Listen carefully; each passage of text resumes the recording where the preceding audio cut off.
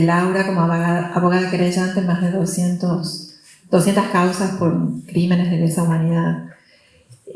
Para nosotros, para la universidad y para EDUNT es muy valioso este aporte, Laura, a nuestro catálogo. Quiero agradecer antes de avanzar al MUNT y a su directora que nos cobija nuevamente. No es la primera presentación que hacemos en el MUNT y siempre nos cobija con mucha amabilidad, así que muchas gracias también al MUNT.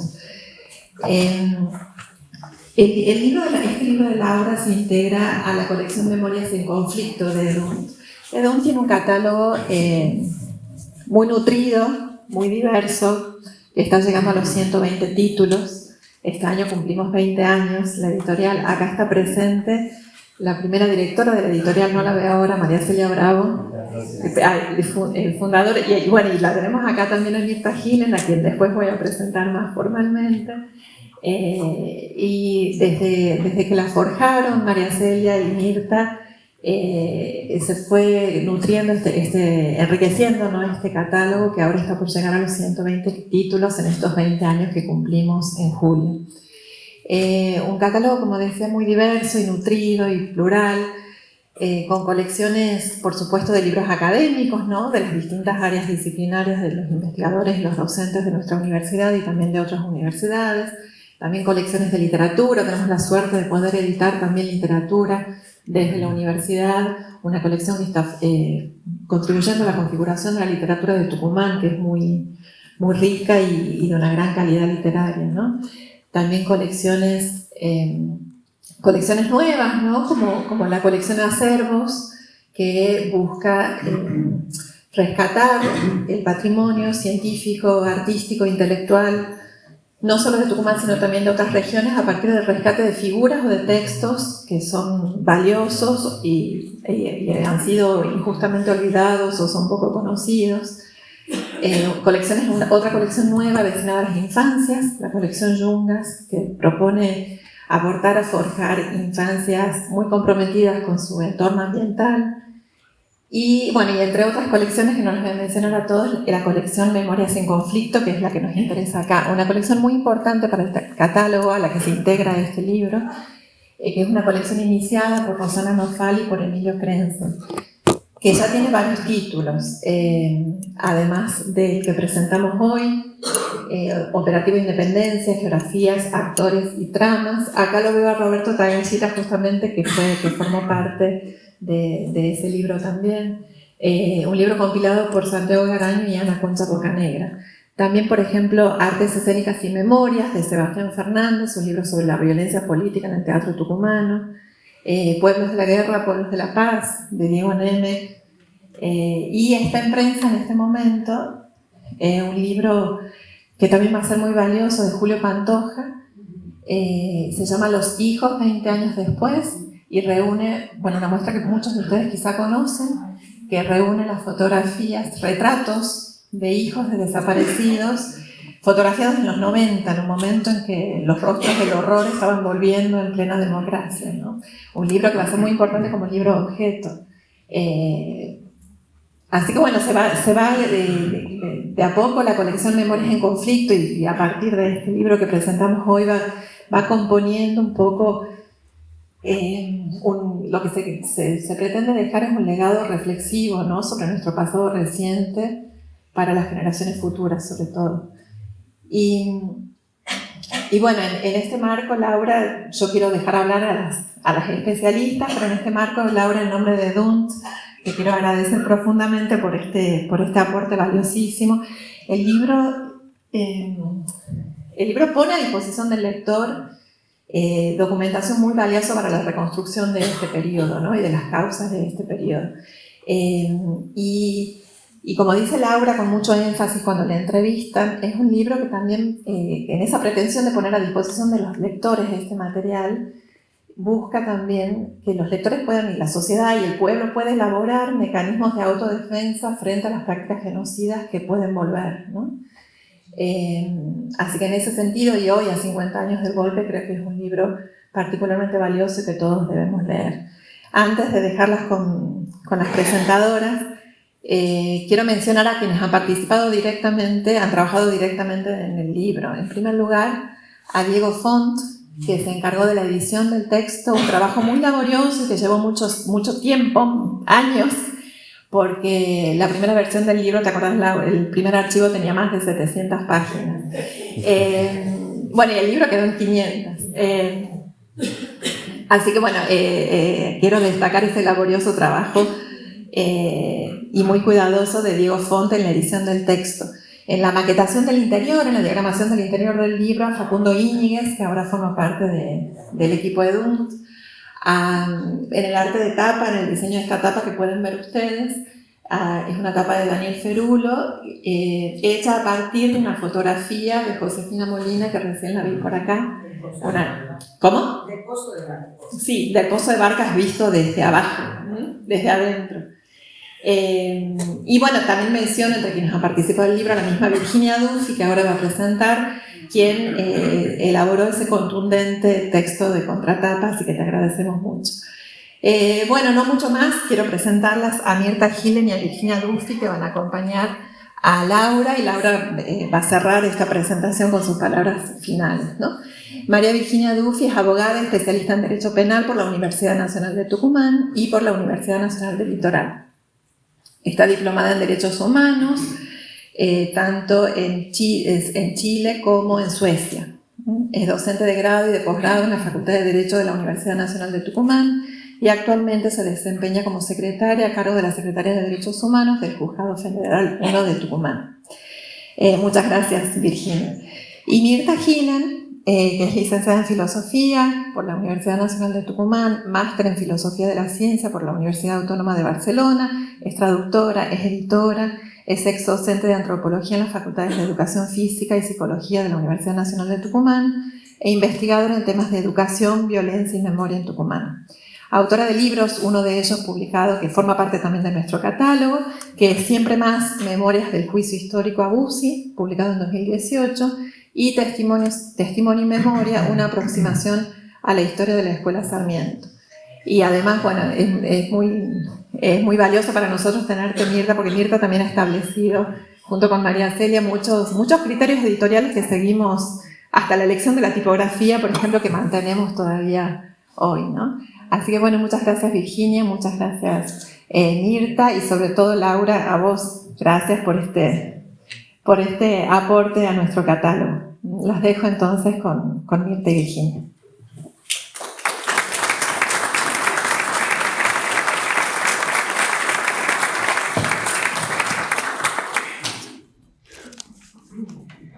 Hola, bienvenidas y bienvenidos.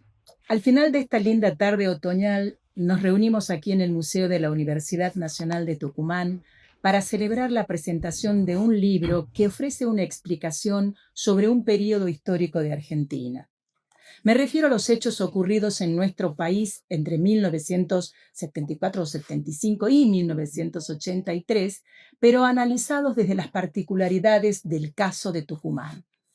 En realidad, se trata de un libro que aborda el último medio siglo de Argentina.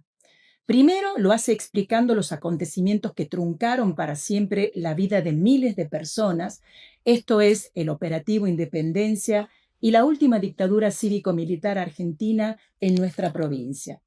Y segundo, describiendo el arduo esfuerzo individual y colectivo de memoria histórica a partir de 1983, por no olvidar nuestro pasado, reconstruyendo esos hechos mediante la lógica, evidencias documentales, testimonios y el método científico, lo que se llama verdad histórica.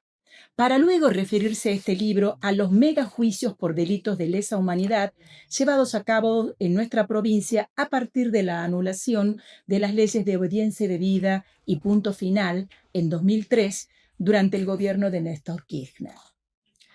Coincidiendo con la línea de investigación del sociólogo argentino Daniel Feuerstein, el planteo central del libro de Laura Figueroa es que a partir de 1975, el Estado argentino ejecutó prácticas sociales genocidas mediante el uso del terror y el aniquilamiento de una fracción significativa de la sociedad para disciplinar a todo aquel considerado opositor, sea real o potencial, o sea, opositor al modelo político-económico instaurado luego por el autodenominado proceso de reorganización nacional.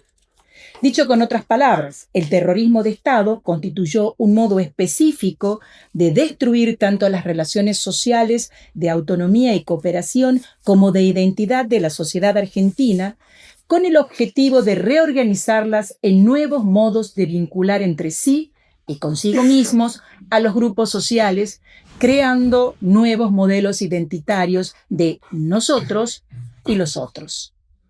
Figueroa es taxativa al afirmar que en esos años en Argentina no hubo una guerra ni una guerra sucia, sino genocidio.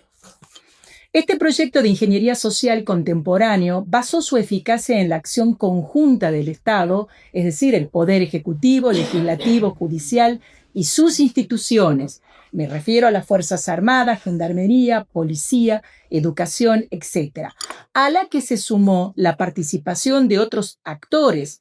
Me refiero a empresarios, civiles infiltrados en las organizaciones partidarias o gremiales o estudiantiles y en grupos armados, y también sectores de la Iglesia Católica.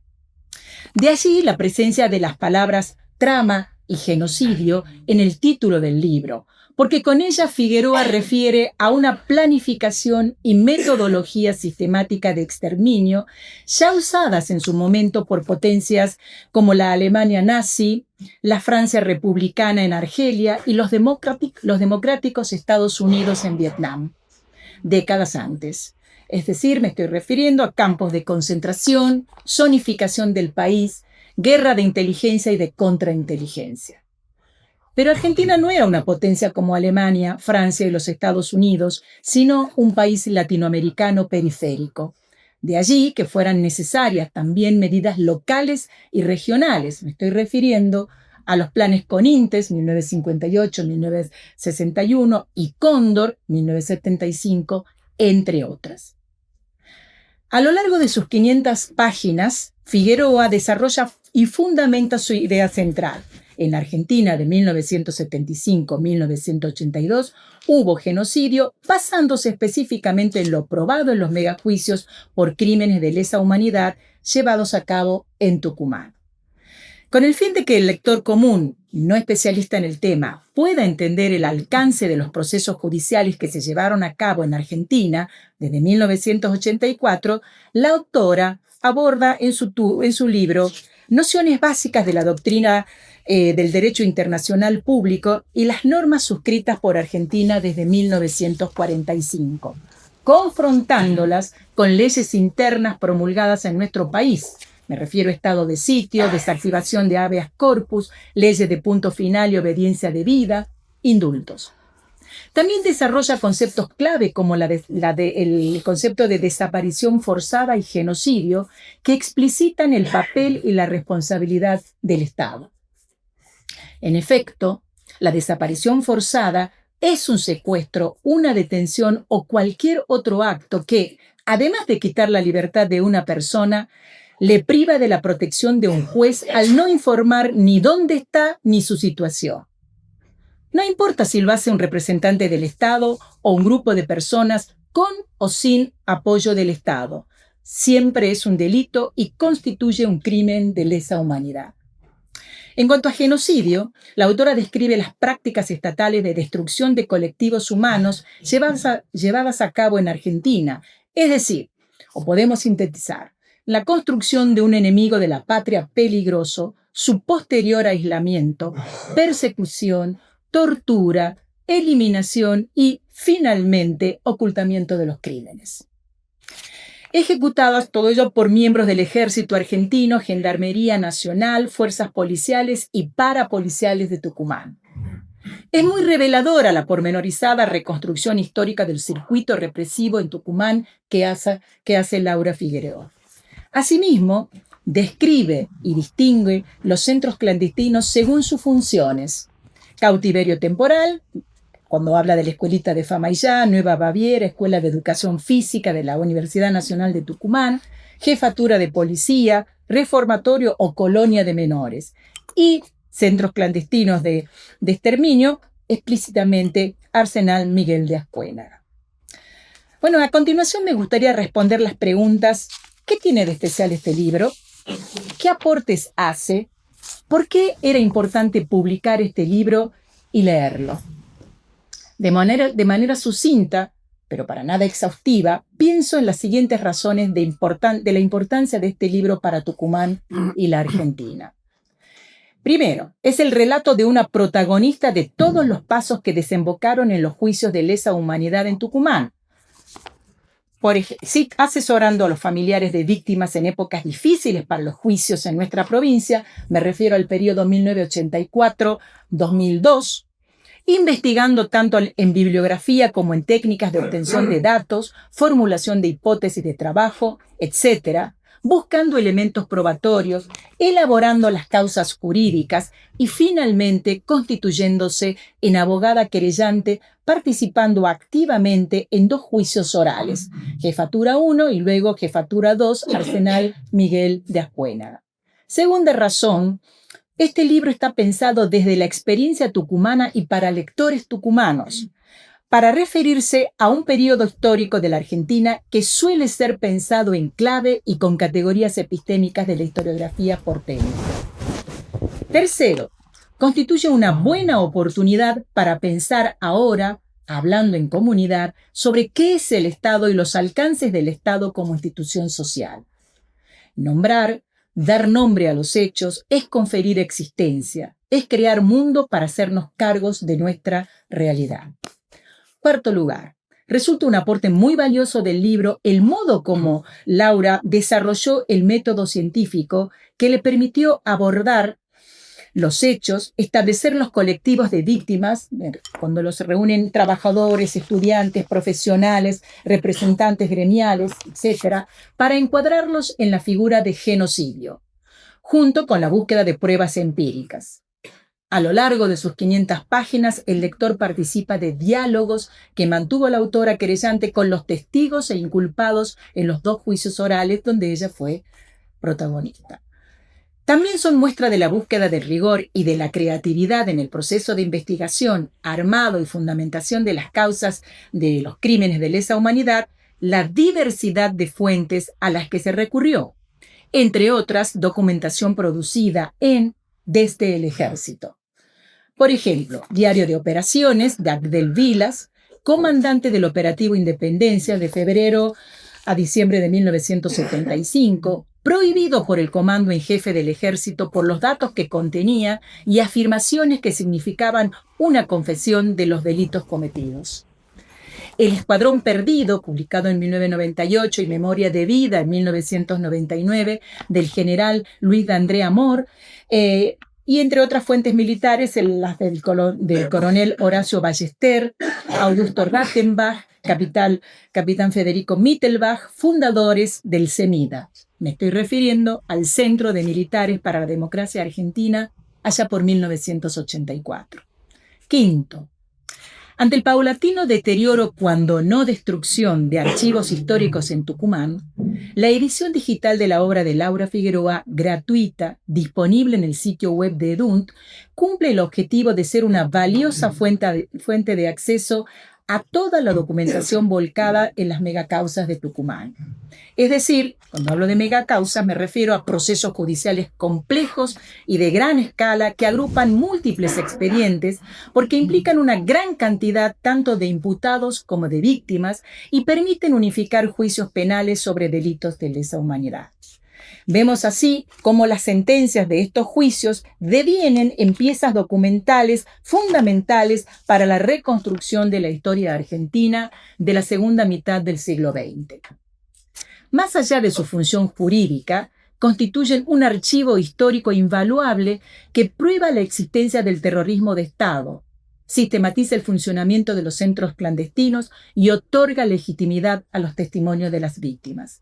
Materiales como este, producidos en Tucumán, nos permiten investigar y generar explicaciones necesarias sobre nuestro pasado y presente. Por último, un libro de cuño tucumano como este nos ilustra un hito mundial de la justicia argentina. A diferencia del juicio de Nuremberg hace ya 80 años en Alemania, que fue un tribunal internacional de potencias vencedoras y que fue un juicio de justicia transicional, Argentina juzgó a sus propios crímenes dentro de su sistema judicial democrático y bajo leyes preexistentes. Antes de finalizar, también me gustaría destacar la tapa del libro, diseñada por Daniel Ferulo, toda ella ilustrada con una foto que en su momento tomara Josefina Molina. Es una foto de la entrada del Pozo de Vargas, desde el interior del pozo hacia la boca del mismo, que nos sugiere no solo la terrible realidad de esa fosa clandestina, sino también una búsqueda colectiva que nos lleva desde la oscuridad, desde las entrañas del infierno, hacia la luz de la verdad. Muchas gracias. Es una obra que incomoda, que interpela, que obliga a mirar de frente aquello que el terrorismo de Estado intentó sepultar bajo capas de silencio, burocracia e impunidad. Es, en el sentido más profundo del término, una herramienta viva, un instrumento para comprender cómo se organizó la violencia de Estado en el norte de nuestro país y por qué la exigencia de verdad y justicia sigue siendo hoy un pilar irrenunciable de nuestra convivencia democrática. Para fundamentar esta apreciación, quisiera compartir con ustedes 4 tesis del libro que me parecen vertebradoras de esta idea central. La primera tesis: lo ocurrido en Tucumán fue genocidio. Laura, en esta obra, aporta pruebas contundentes que desarman de una vez y para siempre la llamada teoría de los 2 demonios, esa narrativa cómoda y falsa que pretendían equiparar a víctimas con victimarios. Pero lejos de quedarse ahí, la obra afirma y argumenta con solidez que lo que ocurrió en Tucumán configuró el delito internacional de genocidio, un ataque planificado por el Estado para destruir a un sector de la sociedad. FADETUC, familiares de desaparecidos y detenidos de Tucumán, con el patrocinio de Laura Figueroa, fue quien introdujo por primera vez en nuestra provincia la discusión judicial sobre que lo sucedido en Tucumán configuraba el delito internacional de genocidio, tipificación que fuera aceptada por el juez federal Daniel Bejas en sus primeras sentencias.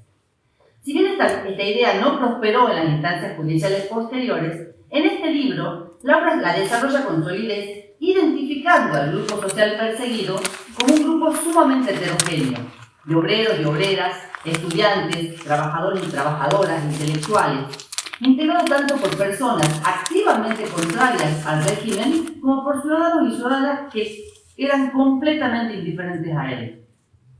Lo que unifica en estas personas no era la condición guerrillera. Lo que unifica a estas personas en el concepto de Laura es el estigma impuesto por los perpetradores, la etiqueta, el no ser nacional, ni occidental, ni cristiano. Segunda tesis. El modelo represivo nació en Tucumán. Una de las revelaciones más perturbadoras del libro de Laura es que la maquinaria del terror no esperó al golpe de Estado de 1976. Laura describe con precisión cómo el modelo represivo se puso en marcha un año antes, en febrero del 75, en plena vigencia de un gobierno constitucional a través del llamado Operativo Independencia. Tucumán fue el laboratorio del terror. Los métodos de persecución, tortura y desaparición se ensayaron primero en el norte antes de extenderse como una mancha sobre todo el territorio nacional. Tercera tesis: la inteligencia como motor del plan represivo. La represión no fue un arranque de furia desbordada, fue una operación fría, meticulosa y burocrática. La investigación de Laura revela el papel central del Destacamento de Inteligencia Militar 142 de la Policía Provincial. Espiaban, clasificaban, armaban listas de personas por su actividad social, trabajadores y trabajadoras del azúcar agrupados en Fotia, estudiantes, docentes de la Universidad Nacional de Tucumán, etc. La clandestinidad y la impunidad tampoco fueron improvisadas. En el marco de las causas judiciales, FADETUC argumentó y demostró el funcionamiento de un circuito de exterminio alrededor de 2 lugares emblemáticos, principalmente alrededor del Arsenal Miguel de Ascuénaga, centro clandestino de detención donde se descubrieron fosas comunes de inhumación las más importantes de la región, y el Pozo de Vargas, un pozo de agua de 40 metros de profundidad utilizado para ocultar los cuerpos de personas asesinadas. En ambos sitios fue posible identificar a cientos de personas hasta entonces desaparecidas. La restitución de sus restos y de su identidad permitió a las familias ejercer el derecho al duelo, una forma de reparación que lleva décadas pendiente. Cuarta tesis: las víctimas y los familiares como motor de la justicia. De cara al proceso de justicia, Laura es directa y contundente. La justicia no llega sola. No fue un gesto espontáneo del Estado, de una concesión generosa de nuestras instituciones. El motor que activó y mantuvo vivos los procesos judiciales fue la acción colectiva de las víctimas, de las personas sobrevivientes y de sus familias. Al presentarse en las causas como querellantes, es decir, como parte activa que impulsa una acusación junto con las fiscalías, las personas afectadas convirtieron su dolor en acción política y jurídica. Este protagonismo tiene un valor que va mucho más allá del proceso legal. En primer lugar, porque los testimonios de las personas sobrevivientes fueron los que reconstruyeron el mapa del terror que el Estado intentó borrar. Su memoria fue y sigue siendo prueba fundamental en las causas judiciales. En segundo lugar, porque durante los años más oscuros de las leyes de impunidad, las familias no se detuvieron, las víctimas no se detuvieron. Siguieron reclamando en las calles y abriendo juicios por la verdad, manteniendo encendida la llave de la justicia cuando el sistema prefería apagarla. Y en tercer lugar, porque al ocupar las salas de audiencias, las víctimas dejaron de ser vistas como objetos pasivos de la violencia estatal para convertirse en lo que siempre fueron, sujetos de derechos. Personas con nombre, con historia, con dignidad, que obligaron al sistema judicial a escucharles. Pero las víctimas y sus familiares no transitaron este camino en soledad. El libro rescata y visibiliza la labor de la Asociación de Abogados y Abogadas por los Derechos Humanos de Tucumán, que en este momento prefiero decir de abogadas, porque hay 3, un pequeño grupo de profesionales de derecho democráticos y políticamente comprometidos, que decidió organizarse para investigar las desapariciones forzadas ocurridas durante la dictadura. No en un contexto como el de hoy, que no es bueno tampoco, pero en un contexto de una impunidad reinante en el ámbito judicial, en un momento de un oscurantismo y de un negacionismo imperante dentro del Poder Judicial. Como contaban recién afuera, a veces contaban con la pequeña colaboración de ciertas personas que con total empatía les facilitaban información de los juicios, de las declaraciones que hacían los militares, porque en esa época no se contaba con la información con la que contamos hoy. Su labor, la labor de este grupo de abogadas, fue determinante para la presentación de evidencia ante la justicia por 2 cuestiones centrales: la reconstrucción de los centros clandestinos mediante la recopilación sistemática y prolija de testimonios y de un riguroso trabajo científico a través del cual lograron mapear los lugares de encierro y el exterminio en la provincia. Y en segundo lugar, la demostración del plan sistemático. Probaron que las desapariciones no eran hechos aislados, sino la ejecución de una estrategia deliberada del Estado para eliminar a una parte de su propia ciudadanía. Coincido en esto plenamente con Laura cuando sostiene que fue la participación de las víctimas como querellantes lo que garantizó que los juicios en Argentina no fueran actos de venganza, sino actos de profunda responsabilidad democrática. No reclamaron castigo desde el afuera del proceso, ingresaron a las causas, aportaron pruebas, sostuvieron la verdad con sus propios testimonios. No se lamentaron ni se impusieron, demostraron. Esta obra nos recuerda que fueron las víctimas, sus familiares, y las abogadas y abogados por los derechos humanos quienes protagonizaron la construcción histórica de justicia transicional de la cual Argentina hoy es un modelo en el mundo. Para cerrar, quiero decir algo sencillo. Este libro hay que leer. La trama secreta del genocidio en Tucumán es de lectura imprescindible para quienes quieran comprender la historia profunda del terrorismo de Estado en nuestra región y el largo camino recorrido por justicia. Pero también es un texto que habla del presente, del peligro de neutralizar el olvido, de la fragilidad de las instituciones cuando no hay una ciudadanía que las discute por detrás. Laura nos enseña desde la honestidad intelectual, el compromiso ideológico y la pasión que caracterizaron toda su trayectoria como defensora de derechos humanos, que la justicia no fue, no es, ni será nunca un regalo del poder, sino el resultado de una construcción colectiva, paciente y muchas veces profundamente dolorosa. Esta obra, en definitiva, no es solo un registro del pasado, es un acto político, un gesto de resistencia, que convoca a romper el silencio y reivindicar la verdad frente a quienes aún hoy intentan relativizar, minimizar o directamente negar lo ocurrido durante el terrorismo de Estado en nuestro país. Muchas gracias.